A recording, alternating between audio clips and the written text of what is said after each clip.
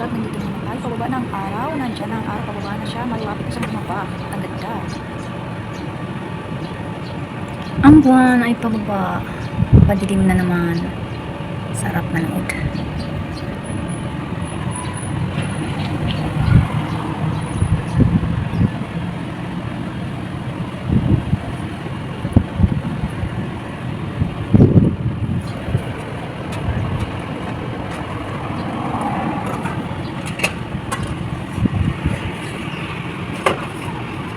Parang buhay lang ba?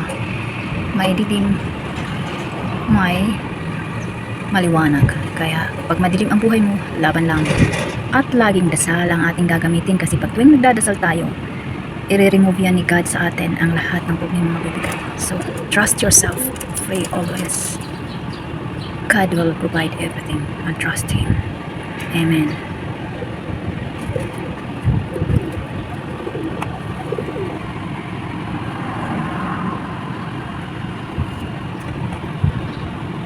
This one, ang ganda ng tower dito, napakaganda.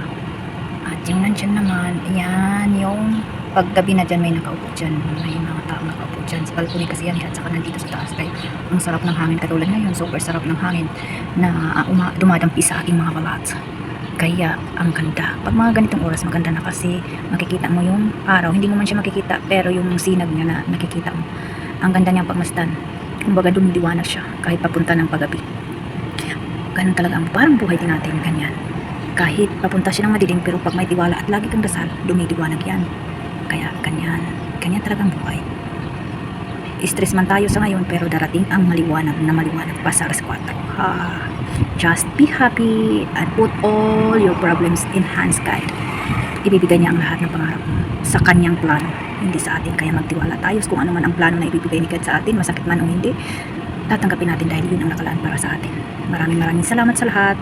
I am worthy of abundance. I open the door. Money loves me and it comes more and more. I attract prosperity. It's my reality. Money loves me. Money needs me. Money wants me endlessly. So, ulit ito, nagmuni-muni na naman ako. Nandito na naman tayo sa itaas at nagmuni-muni sa araw na palubog. Kaya yan, ang ganda tingnan talaga ng araw palubog.